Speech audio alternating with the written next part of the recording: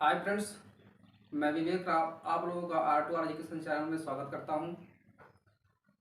दोस्तों, CDP class ये second होने वाली है। हम सीडीपी की फर्स्ट जो क्लास है उसमें हम मनोविज्ञान शब्द आया कहाँ से, जैसे हमने उसमें डिस्कस किया था। कम समय ही उसमें हमने दिया, केवल 25 या 26 मिनट की जो वीडियो बनी थी वो केवल उतनी ही बनी थी, लेकिन हमने उसमें पूर्ण रूप से ये परिभाषित किया कि बाल विकास जो है ये पहले क्या था, मनोविज्ञान था। मनोविज्ञान पहले कहाँ से आया, दर्शन शास्त्र से आया। दर्शन शास्त्र को किसने किसने मनोविज्ञान किस मनोवैज्ञानिक ने क्या किया था, उसको अलग किया था। हमने बताया था कि अरस्तु की एक बुक है जो फेमस, बहुत प्रसिद्ध बुक है जिसका नाम है डी एनिमा। उससे क्या किया गया, दर्शन शास्त्र को क्या किया गया, मतलब साइकोलॉजी को अर्थात मनोविज्ञान को दर्शन शास्त्र से अलग किया गया। फिर हमने जो दूसरी बात कही थी कि ये जो रूसो थे, रूसो ने ये कहा था कि जो जो मनोविज्ञान है अर्थात एक किसका भाग, जो शिक्षा का भाग होना चाहिए, उन्होंने अलग किया। फिर हमने बताया कि किसने मनोविज्ञान शब्द पहली बार दिया, ठीक है, कब आत्मा का विज्ञान आया, उसके बाद कब मन का विज्ञान हुआ, कब चेतना का विज्ञान हुआ, कब व्यवहार का विज्ञान हुआ, कैसे कैसे कि उसको लोग नकारते हुए हम मनो के क्या जो जो मनोविज्ञान था वो व्यवहार का विज्ञान कैसे बन के आया। तो हम इसमें पूर्ण रूप से हम डिस्कस कर चुके थे, लेकिन आज हम क्या करेंगे, केवल आप लोगों को नोट कराएंगे। इसको आप नोट करते हुए मेरे साथ चलिएगा और इसको अच्छे से लिखिएगा भी, ठीक, अच्छे से भी नोट बनाइएगा। आइए हम लोग चलते हैं, इस वीडियो को स्टार्ट करते हैं।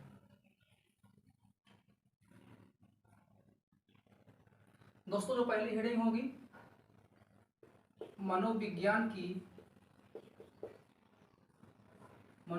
की उत्पत्ति,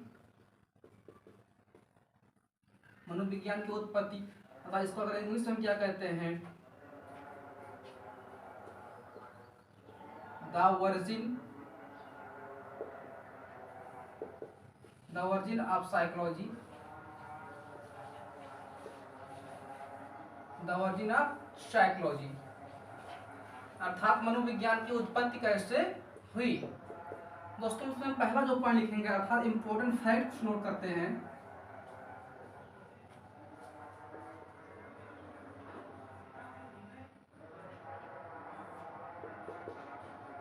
दोस्तों, जिसमें हम पहला बिंदु लिखते हैं, मनोविज्ञान, मनोविज्ञान शब्द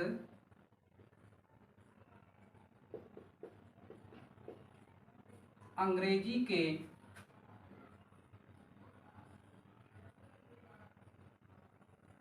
साइकोलॉजी, अंग्रेजी के साइकोलॉजी शब्द से बना है। क्या है, साइकोलॉजी शब्द से बना है।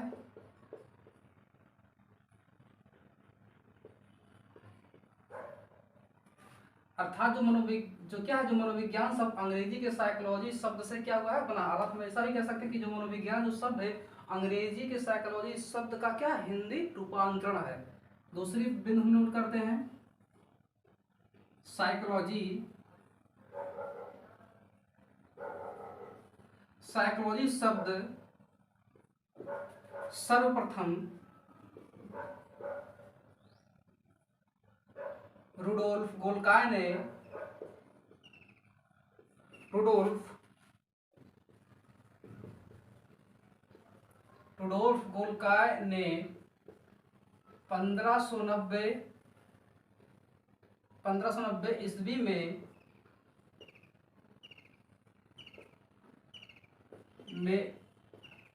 दिया था।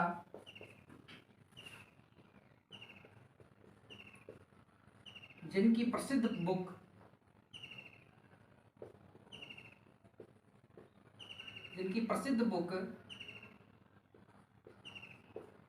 या पुस्तक लिखे थे, जिसकी प्रसिद्ध पुस्तक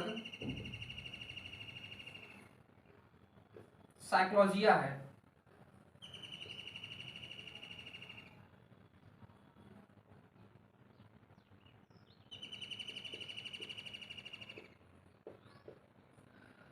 दोस्तों, जो रुडोल्फ गोल्काय है, अर्थात ये भी पूछा जाता है कि जो रुडोल्फ गोल्काय ये कहाँ के रहने वाले हैं। दोस्तों, ये इटली के महान विज्ञान क्या है, इटली के महान विद्वान है दोस्तों। इटली के क्या है, महान विद्वान है। कौन? ये जो साइकोलॉजी शब्द सर्वप्रथम रोडोल्फ गोल्काय ने 1590 ईस्वी में दिया था, जो इटली के क्या है, महान मनोवैज्ञानिक है, और जिनकी प्रसिद्ध पुस्तक क्या है, साइकोलॉजिया है। इन्होंने क्या इसी में इन्होंने दिया था, किसमें, इसी में वो दिया था। फिर तीसरी हम बात बिंदु करते हैं,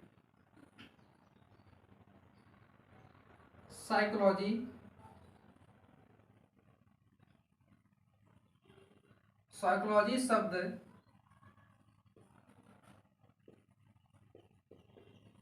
यूनानी भाषा की दो मुख्य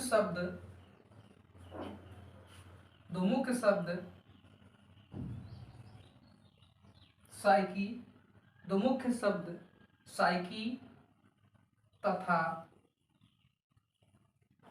लोगोस से मिलकर बना है। लोगोस से मिलकर बना है, जिसमें साइकी का अर्थ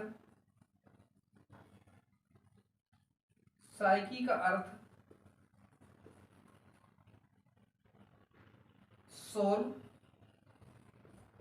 जिसमें क्या कहते हैं हमको, इसको आत्मा, तथा लोगोस का अर्थ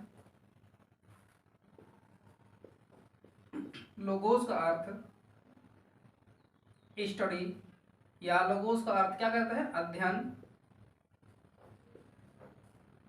या इसको क्या कहते हैं इंग्लिश में, स्टडी। जिसका शाब्दिक अर्थ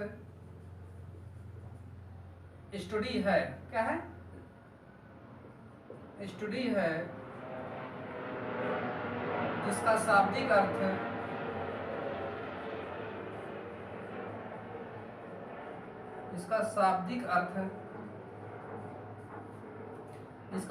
अर्थ आत्मा का विज्ञान या आत्मा का अध्ययन कहलाता है।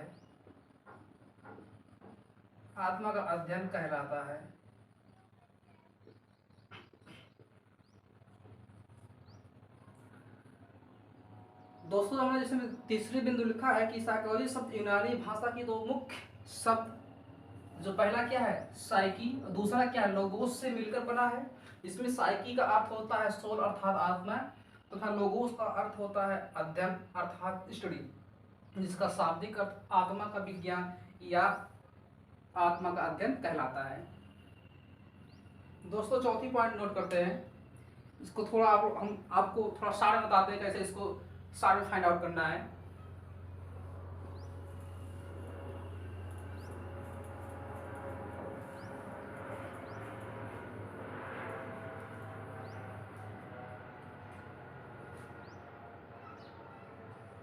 जो तीसरा बिंदु है दोस्तों, उसको मैं सार में कर रहा हूँ। चौथा बिंदु जो हमारा क्या था, मनोविज्ञान, क्या था दोस्तों, मनोविज्ञान। इसको हमने क्या किया, इंग्लिश में मैंने क्या किया, अर्थात जो अंग्रेजी था, अंग्रेजी शब्द साइकी, साइकोलॉजी, ठीक है। हमने कहा कि साइकोलॉजी जो है ये दो यूनानी भाषा के दो प्रमुख शब्द, अर्थात एक क्या था, साइकी, और दूसरा क्या था, लोगोस। दोस्तों ध्यान देना कि ये क्या है, यूनानी भाषा है। दोस्तों इसको क्या कहते हैं, ग्रीक भाषा भी कहते हैं। जो यूरोपीय जो देश होते हैं उन्हीं में क्या होता है, वहीं के आसपास क्या होता है, जो ग्रीक देश है वही पाया जाता है, ठीक है। इसमें सागी का अर्थ होता है लोगो, क्या होता है, सोल, इसको हम क्या कहते हैं, आत्मा। लोगोस का अर्थ क्या होता है, स्टडी, इसको हम क्या कहते हैं, अध्ययन, ठीक है, अर्थात क्या हो गया, इन दोनों को मिला के क्या बना देंगे हम, आत्मा का अध्ययन। दोस्तों अगर हम इसकी बात करें, मनोविज्ञान की बात करें, तो इसको क्या कहते हैं, इसको मन का विज्ञान कहते हैं। क्या कहते हैं, मन का विज्ञान। दोस्तों मनो में मन अर्थात मन, विज्ञान में विज्ञान अर्थात किसका विज्ञान, मन का विज्ञान। दोस्तों कभी कभी ये भी लगा कि मनोविज्ञान क्या कहते हैं, अर्थात इसका जो शाब्दिक अर्थ क्या होता है, शाब्दिक अर्थ क्या हो गया, मन का विज्ञान। इसका जो शाब्दिक अर्थ क्या हो गया, आत्मा का विज्ञान। इसको हमने भी क्या बात कहा था, आत्मा का विज्ञान भी कहा था, विज्ञान या अध्ययन। ठीक है, पांचवी पॉइंट चलते हैं। अगर देखा जाए या इसी को हम और फाइंड आउट करते हैं,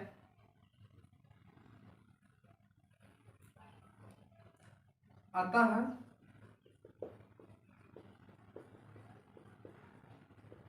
मनोविज्ञान के अध्ययन हेतु, मनोविज्ञान के अध्ययन हेतु हम इनके इतिहास को, इनके इतिहास को जानने के लिए, इतिहास को जानने के लिए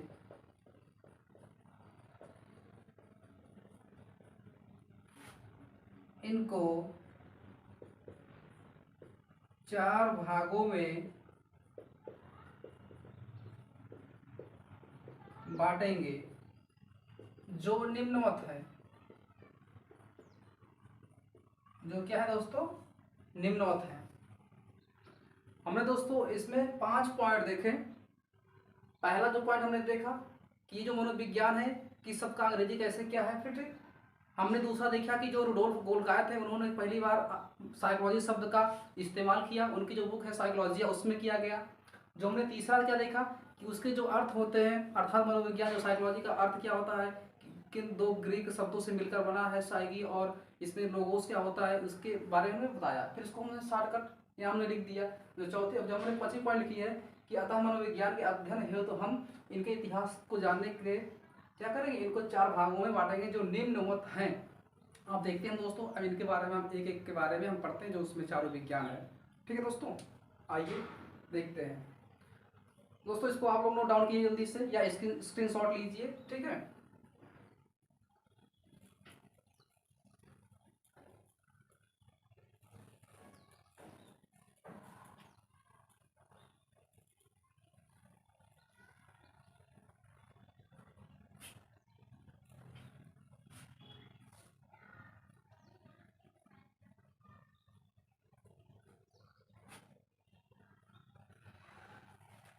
दोस्तों इसमें चलेंगे पहले पॉइंट पे।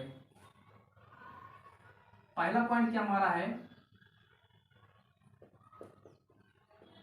आत्मा का विज्ञान। क्या दोस्तों, आत्मा का विज्ञान, या इसको हम लोग क्या कहते हैं, साइंस ऑफ सोल। क्या कहते हैं, साइंस ऑफ सोल। दोस्तों हमने साइंस ऑफ सोल में बात किया होगा कि ये जो आत्मा का विज्ञान है ये कहाँ से बन के आया था। ये प्राचीन यूनान के समय में इनका प्रयोग किया जाता था। इसके जो समर्थक थे हमने बताया था कि प्लूटो थे, अरस्तु थे, डेकार्टे थे। ठीक है, क्या थे, डेकार्टे इत्यादि मनोवैज्ञानिक क्या किया था, इनको स्वीकार किया था, किसको, आत्मा की विज्ञान को। फिर उन्होंने कहा था कि यदि व्यक्ति या व्यक्ति मोक्ष की प्राप्ति हेतु क्या करता था, वो सबसे अर्थात पूरे लाइफ में अपने आत्मा को सबसे शुद्ध रूप में उसको रखना होता था। ठीक है, इसी के आधार अर्थात जो होता है हमारे पूरे अपने ब्रह्मांड या पूरे शरीर में क्या होती है, सबसे शुद्ध क्या होती है, हमारी आत्मा होती है। अर्थात जो कुछ भी हम क्रियाकलाप जो विचार करते हैं, हम क्या करते हैं, आत्मा के माध्यम से ही करते हैं। जो दोस्तों ये क्या है, ये एक प्रकार की एक बार कि ये ईश्वरीय देन ही है, मतलब क्या है, ये ईश्वरीय इसमें तत्व नजर आते थे ज्यादातर। ठीक है, तो इसमें डिटेल में लिखते हैं।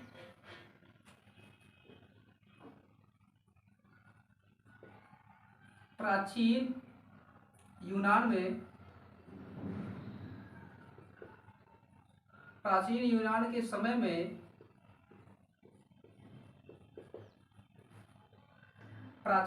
समय में मनोविज्ञान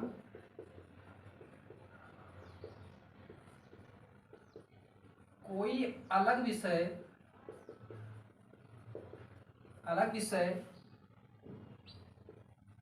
नहीं था, अपितु यह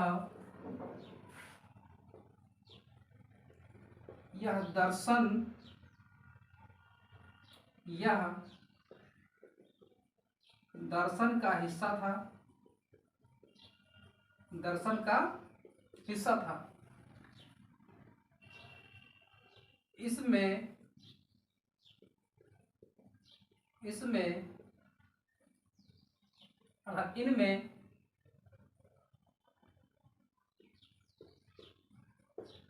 इनमें प्लेटो,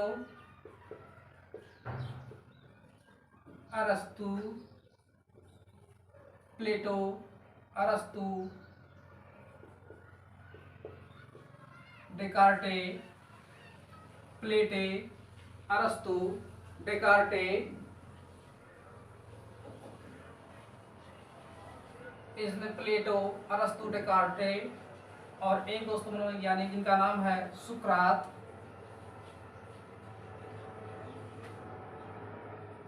आदि विद्वान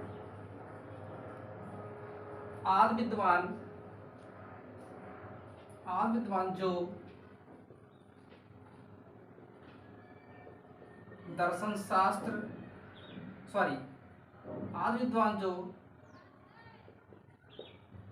आदर्शवाद, आदर्शवाद में विश्वास रखते थे,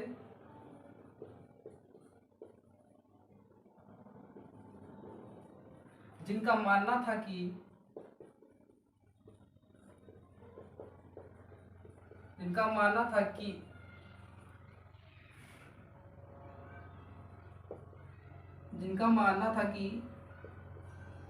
मोक्ष की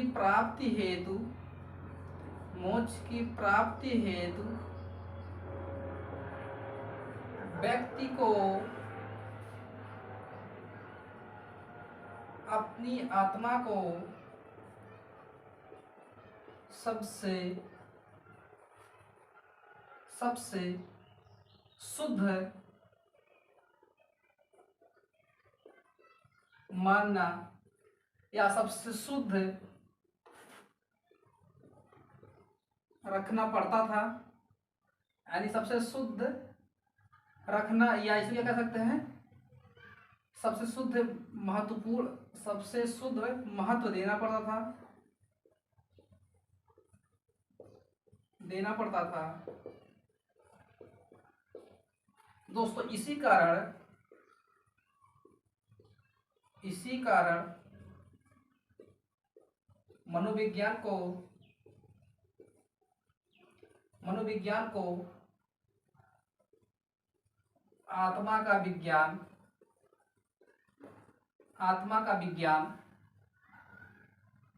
बना दिया गया या माना गया, आत्मा का विज्ञान माना गया। यह विचारधारा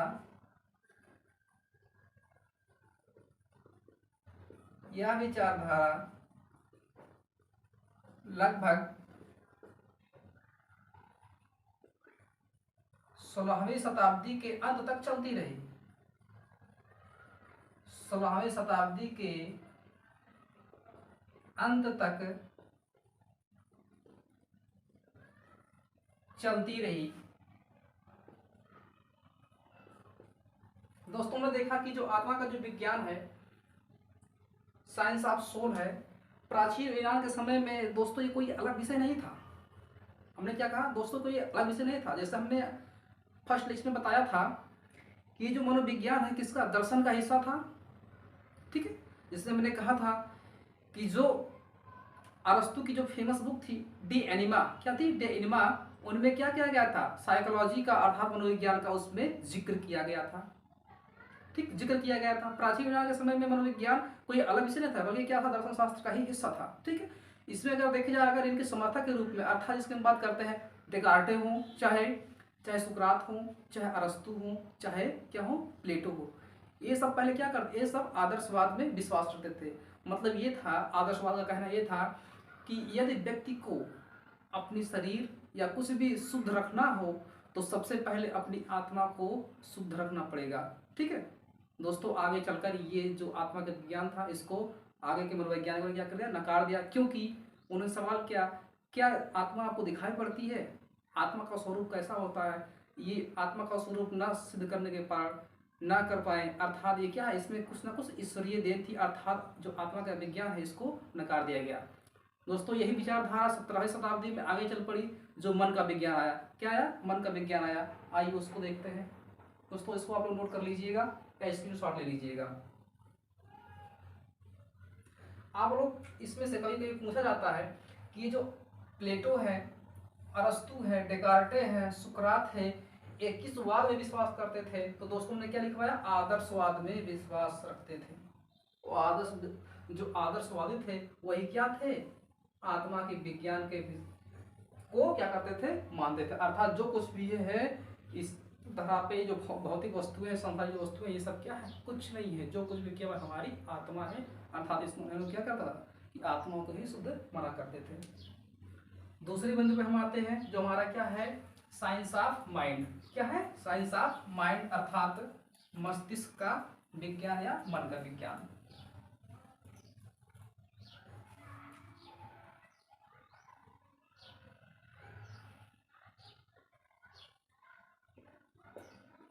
मन या दोस्तों इसी में मैं अभी करके मस्तिष्क कर दे रहा हूं, क्योंकि मन को मस्तिष्क भी कहते हैं। मन या मस्तिष्क, मस्तिष्क का विज्ञान, साइंस ऑफ माइंड।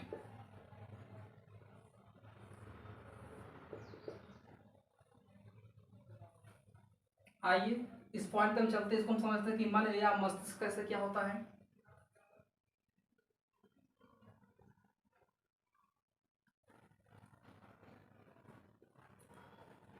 सत्रहवीं शताब्दी, दोस्तों ने इससे बताया कि जो आत्मा का जो विज्ञान था वो 16वीं शताब्दी के अंत तक क्या रहा, चलता रहा। ठीक है, 16वीं शताब्दी के अंत तक क्या रहा, चलता रहा। तो हम आगे बात करते हैं मन के मस्तिष्क का, जो मन का या मस्तिष्क का जो विज्ञान है, इसके विषय में बात कर गया था। साइंस ऑफ माइंड की अगर हम बात करें तो, साइंस ऑफ माइंड की अगर हम बात करें तो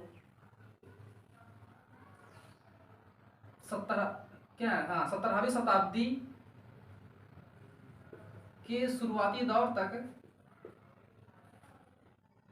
17वीं शताब्दी के शुरुआती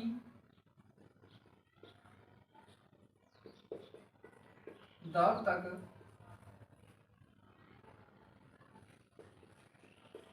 आत्मा का विज्ञान,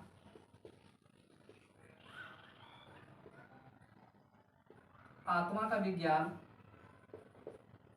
अपना रूप तथा रेखा दोनों ही बदल दिया।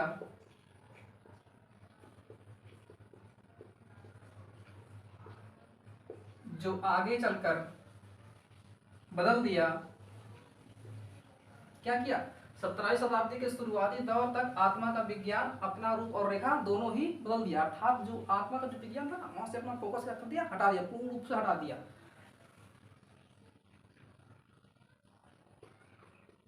इटली के महान मनोवैज्ञानिक या महान विद्वान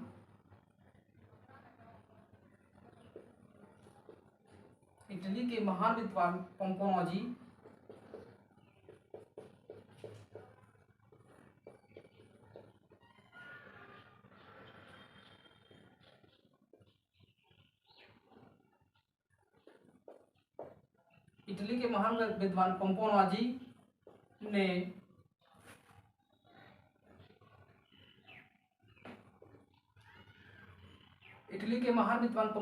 ने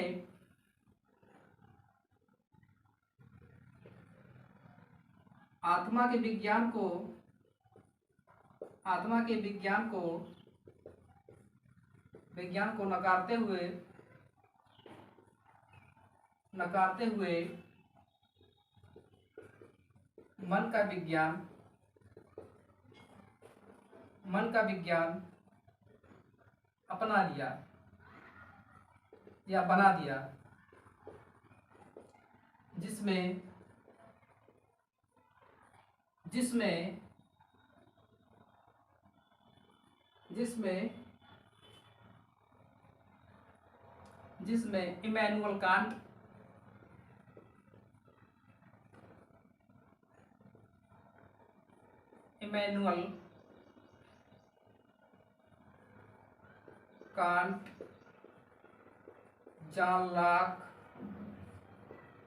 इमैनुअल कांट, जॉन लॉक,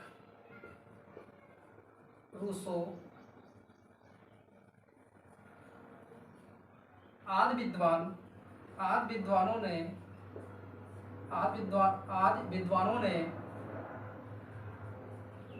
मन के विज्ञान का समर्थन किया,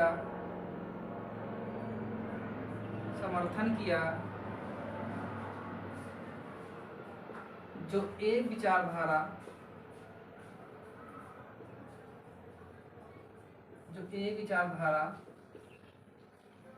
इसके आगे चल पड़ी। दोस्तों, ऐसा अगर देखते हैं कि 17वीं शताब्दी के शुरुआती दौर तक जो मनोविज्ञान ने क्या किया, आत्मा से अपना फोकस और रूप दोनों क्या कर लिया, हटा लिया। क्योंकि भैया जब आत्मा को पूर्ण से परिभाषित नहीं कर पाए तो उस विज्ञान में क्या करेंगे, जो उससे कुछ सिद्ध होने वाला ही नहीं है। इसीलिए इटली के महान मनोवैज्ञानिक पंपोनोची ने क्या किया, मन का विज्ञान दिया, जिसके समर्थक में इमैनुअल कांट, ठीक है, जॉन लॉक, इसी में और आते हैं रूसो, आदि मनोवैज्ञानिक ने या आदि विद्वानों ने क्या किया, इनका समर्थन किया, जो एक विचारधारा इसके आगे चल पड़ी। दोस्तों, यह विचारधारा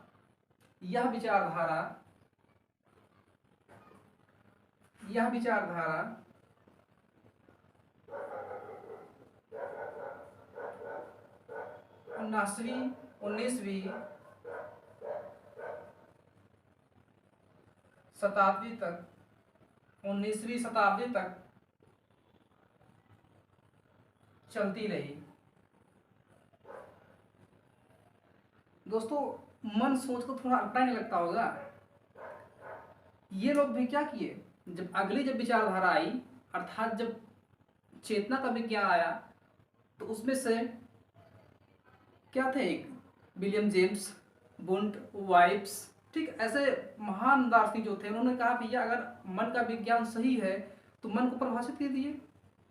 भैया अगर आपका मन कह रहा है कि अगर कोई कुछ अच्छी सी दृश्य देखकर आपका मन कुछ अच्छा लग रहा है, उसमें नहीं, ये इसमें एक कलाकारी है, दूसरे ने कहा यार इसमें क्या अलग दिखाई पड़ रहा है, इसमें तो कुछ अलग है ही नहीं, तो आपका तो मन दूसरा कुछ कह रहा है, मेरा मन दूसरा कह रहा है, या ये भी क्या है, पूर्ण रूप से सत्य नहीं हो पा रहा, अर्थात इसमें सबका मन अलग अलग है, अर्थात इसमें भी क्या मन भी देखा नहीं जा सकता। क्योंकि आज का जो युग है, धीरे धीरे वैज्ञानिक युग चल रहा, अर्थात मन को, विज्ञान को यहाँ क्या कर दिया, समाप्त कर दिया गया। आगे जो चली, आगे क्या आई, चेतना का विज्ञान, अर्थात साइंस ऑफ कॉन्शियसनेस। क्या आई, साइंस ऑफ कॉन्शियसनेस। इसको आप लोग नोट कर लीजिए या आप लोग स्क्रीनशॉट, मैं जब समझाऊँ आप लोग समझिए, लेकिन जब मैं कहूँ नोट करने के लिए तो आप इसको स्क्रीनशॉट लीजिए, साथ साथ में लिखते चलिए।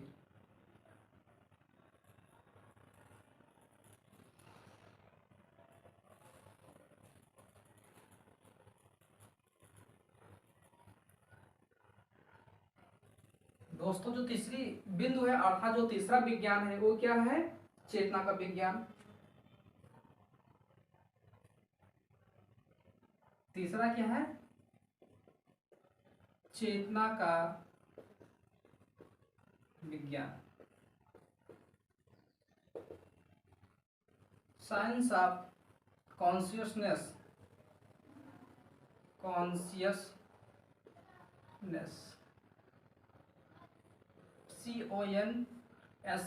CONSCIOUSNESS, consciousness. इसमें आते हैं, इसमें भी 2-3 बिंदु है, बहुत ही महत्वपूर्ण बिंदु है दोस्तों। कभी कभी पूछा जाता है कि जो भी हमने आपको बताया कि जो मन का विज्ञान है, मन को विज्ञान को देने वाले ऐसे कौन से मनोवैज्ञानिक थे, तो उसमें क्या है, इटली के महामनोवैज्ञानिक पोम्पोनोजी। लेकिन अगर समर्थक की बात की जाएगी, इमैनुअल कांट है, और रूसो है, ठीक है, जॉन लॉक है, ऐसे मुख्य रूप से तो यही आते हैं, बाकी और भी है।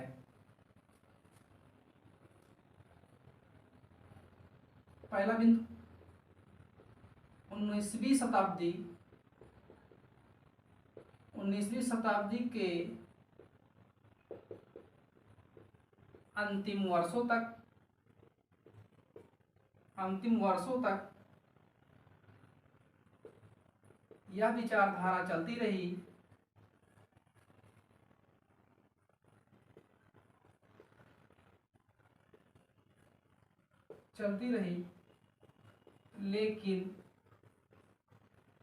लेकिन बाद में मनोविज्ञान ने एक बार फिर से अपना रूप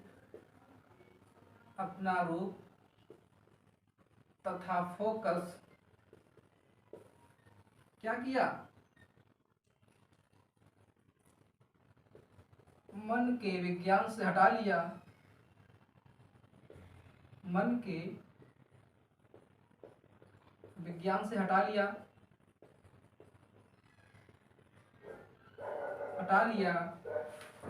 और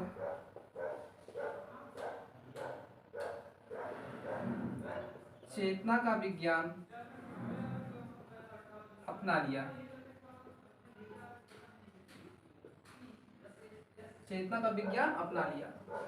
दूसरी पॉइंट, सन 1879 में संरचनावाद के जनक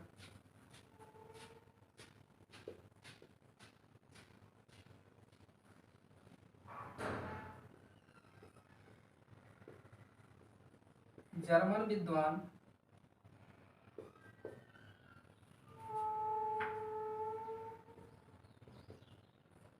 विलियम वुंड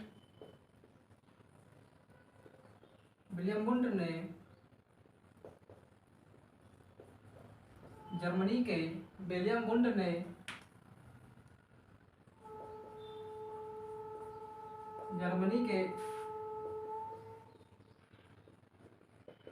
लीप्जिग शहर में अपना पहली मनोवैज्ञानिक प्रयोगात्मक शाला स्थापित किया।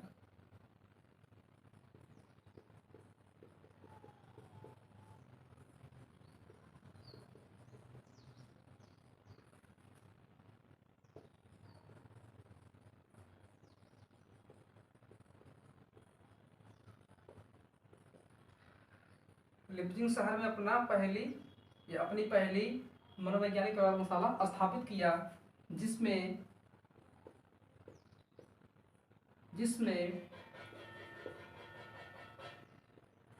चेतना के बारे में अध्ययन किया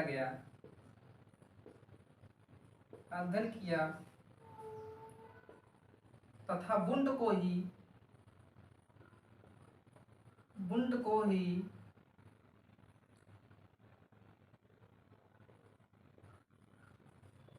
पहला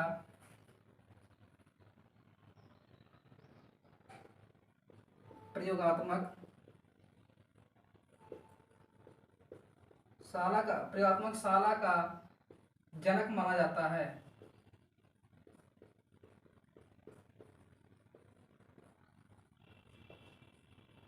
दोस्तों हमने देखा जो इसमें दूसरी पौनी चेतना के विज्ञान में कि 19वीं शताब्दी के अंतिम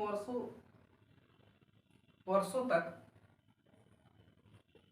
वर्षों तक यह विचारधारा चलती है या चलती रही, लेकिन बाद में मनोविज्ञान ने एक बार फिर अपना रूप तथा फोकस मन के विज्ञान से हटा लिया और चेतना के विज्ञान को अपना लिया। सन 1879 में, किसमें, सन 1879 में संरचनावाद के जनक जर्मन मूल के, कहाँ के, जर्मनी के, अर्थात जर्मन मूल के विलियम वुंड ने क्या किया, जर्मनी की एक शहर है लिप्जिंग, उसमें क्या किया, पहला मनोवैज्ञानिक प्रयोगशाला स्थापित किया। और उन्होंने क्या किया, उस प्रयोगशाला को स्थापित करके चेतना के विषय में, चेतना के बारे में क्या किया, अध्ययन किया। और वुंड को ही क्या, प्रयोगशाला का जनक माना जाता है। तीसरे बिंदु पे आते हैं दोस्तों, आप इसको नोट कर लीजिए जल्दी से या स्क्रीनशॉट ले लीजिए। हम तीसरे बिंदु पे आते हैं।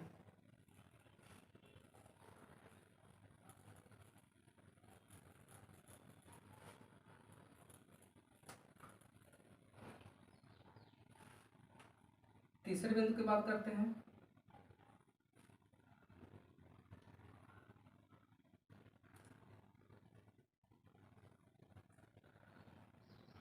वहीं दूसरी तरफ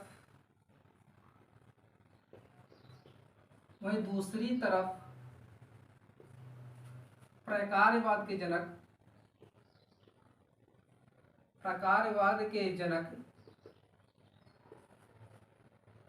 विलियम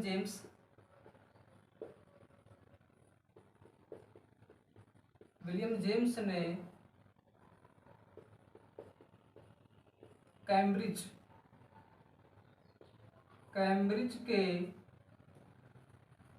कैम्ब्रिज के मसाचुसेट्स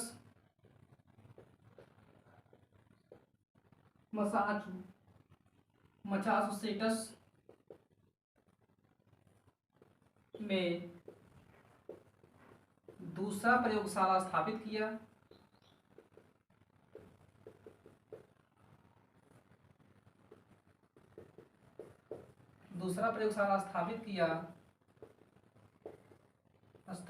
किया। जिसमें उन्होंने, दोस्तों उन्होंने मतलब विलियम जेम्स ने, जिसमें उन्होंने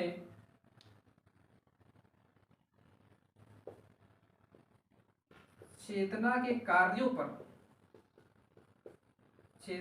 कार्यों पर विशेष रूप से अध्ययन किया।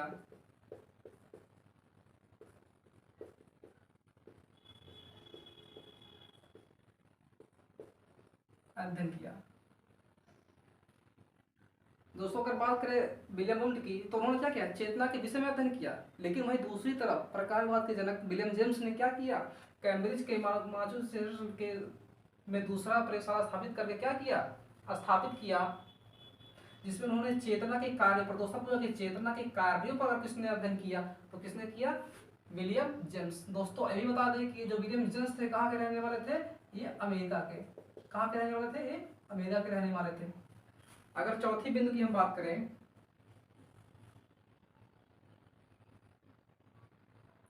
विलियम जेम्स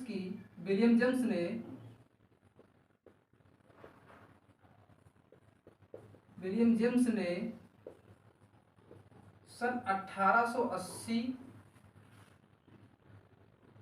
में द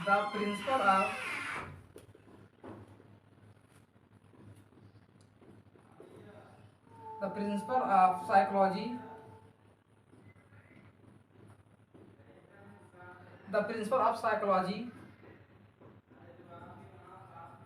नामक पुस्तक की रचना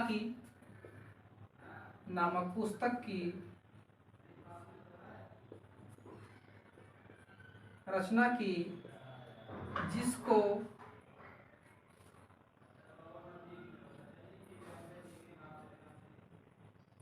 जिसको ज्यादातर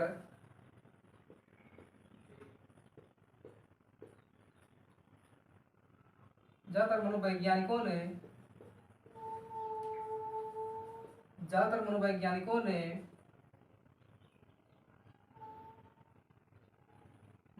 ने उनकी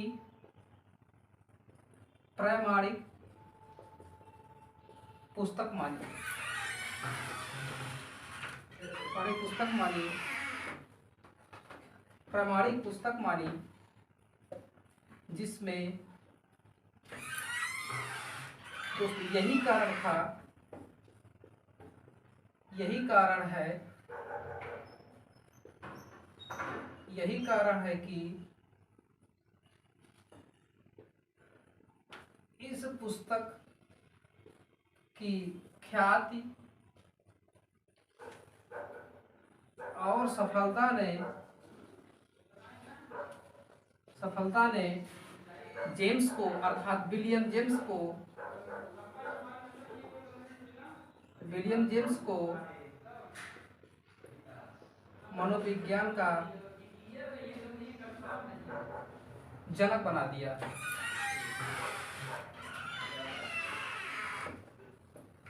मनोविज्ञान का जनक बना दिया। पांचवी पॉइंट समर्थक लिख लेते हैं। इनके समर्थक में कौन कौन से लोग थे?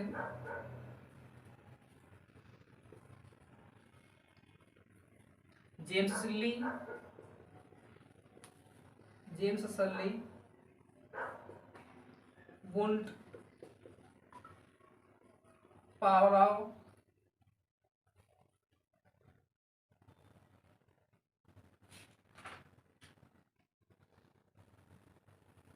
दोस्तों पावराव नहीं थे, टीचनर, जो वुंट के क्या थे? शिष्य थे। ईटीसी मनोवैज्ञानिक है। अर्थात अगर बात किया चेतना की बात की जाए तो वही दूसरी तरफ प्रकार बात की जाए कौन थे दोस्तों? विलियम जेम्स थे, जिन्होंने क्या कैम्ब्रिज के मैसाचुसेट्स में दूसरा प्रयोगशाला स्थापित किया। उन्होंने क्या किया कि चेतना के कार्यों पर अध्ययन किया। दोस्तों अभी तक के पहले से मनोवैज्ञानिक थे जिन्होंने चेतना के कार्यों पर अध्ययन किया, वो कौन है? मनोवैज्ञानिक विलियम जेम्स है। और कहाँ के रहने वाले हैं? अमेरिकी मूल के रहने, अर्थात अमेरिका के रहने वाले हैं। दोस्तों इनकी एक प्रसिद्ध बुक है द प्रिंसिपल ऑफ साइकोलॉजी, ये सन 1880 में इसकी प्रस्तुति की गई थी। दोस्तों इस पुस्तक की ख्याति और प्रसिद्धता इतनी थी, सफलता इतनी थी कि दोस्तों यही कारण है कि इनके कारण क्या किया गया? विलियम जेम्स को मनोविज्ञान का जनक बना दिया गया। दोस्तों इनके समर्थक में अगर बात किया, जेम्स सल्ली है, ठीक है, वुंड है, टिश्नर है, और खुद क्या नाम है? विलियम जेम्स तो है ही है। दोस्तों यह विचारधारा, ठीक दोस्तों, यह विचारधारा 19वीं शताब्दी तक चलती रही, अर्थात 19वीं शताब्दी के अंत तक चलती रही। इसमें दोस्तों इन्होंने चेतना को भी पूर्ण रूप से स्पष्ट नहीं कर पाया। अर्थात आगे के लोगों ने जो व्यवहार का जो विज्ञान आया उसमें से जो वाटसन थे, ठीक है, उसमें पावलोव थे, स्किनर थे, उन्होंने क्वेश्चन किया क्या चेतना को कोई देख सकता है? अगर देखा जाए तो चेतना को, तो चेतना को 3 भागों में बांटते हैं। एक चेतन मन है, अर्धचेतन मन है और अचेतन मन है। दोस्तों अगर बात की जाए चेतना की, कह रहे कि जो चेतना है क्या कि अगर इसके हम जो इसकी कार्य होती है, इसकी कार्यशैली कैसे, इसकी रचना कैसे की जाती है, हम चेतना के माध्यम से पूर्ण रूप से स्पष्ट नहीं कर सकते। अर्थात यह विचारधारा 19वीं शताब्दी के अंत तक, ठीक है, 19वीं शताब्दी के अंत तक क्या कह सकते हैं, 20वीं शताब्दी की शुरुआत तक धीरे धीरे क्या है, पूर्ण रूप से चलती चलती क्या हो गई? समाप्त हो गई। हम चौथे बिंदु पे आते हैं, व्यवहार के विज्ञान पे।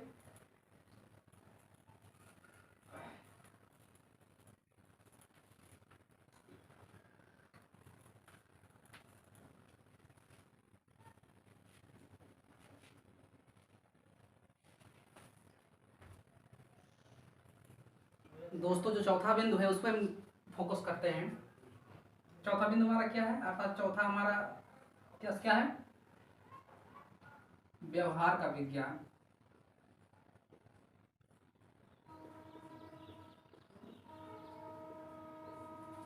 इसको इंग्लिश में क्या कहते हैं? Science of behaviour, science of behaviour. दोस्तों अगर हम साइंस ऑफ बिहेवियर की बात करें तो इसमें हम पहले पॉइंट को कुछ नोट करके इसके विषय में हम आपको बताते हैं। जो पहले बिंदु है, सन 1913 में, सन 1913 में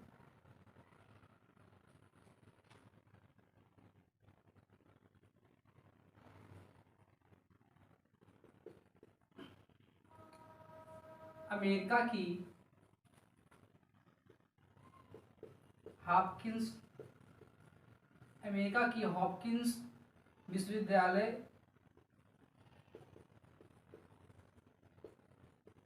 अमेरिका की हॉपकिंस विश्वविद्यालय में प्रोफेसर जे.बी. वाटसन ने विद्यालय में प्रोफेसर जे.बी. वाटसन ने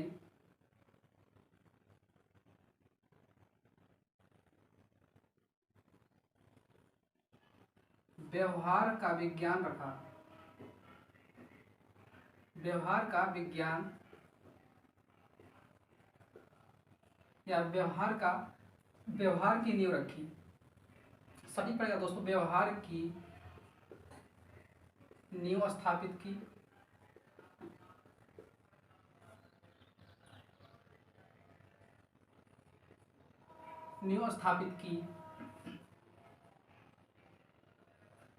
तथा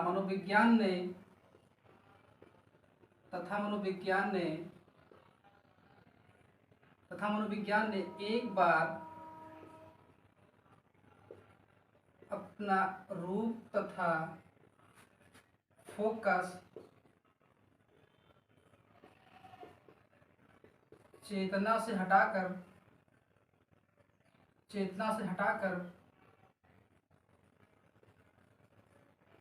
व्यवहार की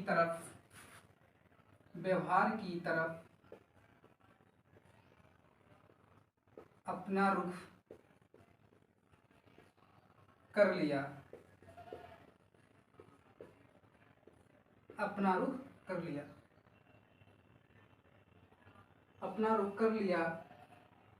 जिसे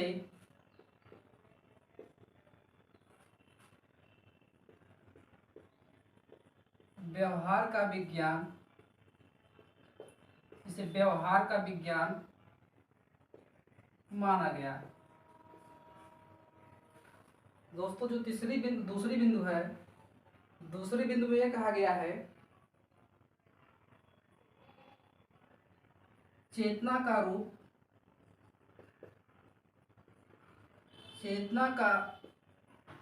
रूप एवं स्वरूप स्पष्ट न होने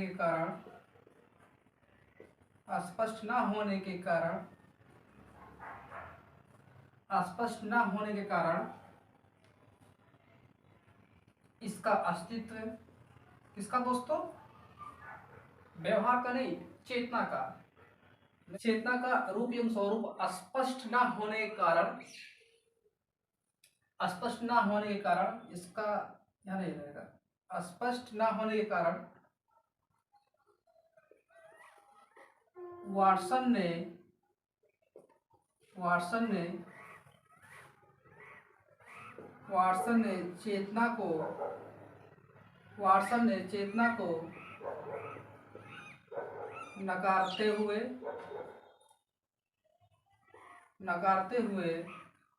ने चेतना को नकारते हुए क्या दोस्तों? वाटसन ने चेतना को नकारते हुए बाहरी व्यवहार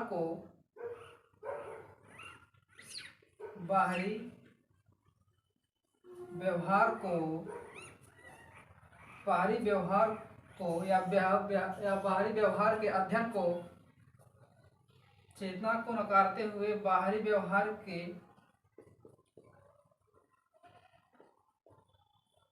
अध्ययन पर जोर दिया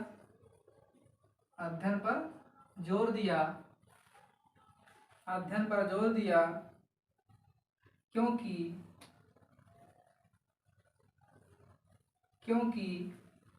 बाहरी व्यवहार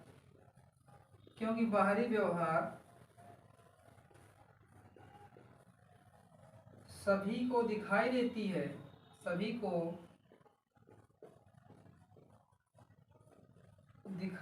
है, जिसका निष्पक्ष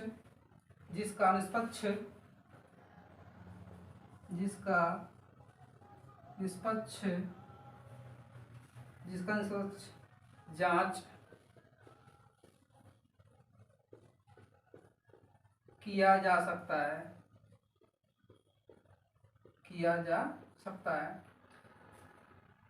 दोस्तों अगर इन दोनों पॉइंट की बात करें व्यवहार के विज्ञान में, कि सन 1913 में अमेरिका की हॉपकिंस विश्वविद्यालय में प्रोफेसर जे बी वाटसन, दोस्तों इसको हम अंडरलाइन करते हैं, प्रोफेसर जे बी वाटसन ने व्यवहार की नींव स्थापित की, किसमें, हॉपकिंस विश्वविद्यालय में ही, तथा मनोविज्ञान एक अपना रूप तथा फोकस क्या किया, चेतना से हटाकर फिर से व्यवहार की तरफ अपना रुख कर लिया, जिसे व्यवहार का विज्ञान कहा माना गया, कहा गया।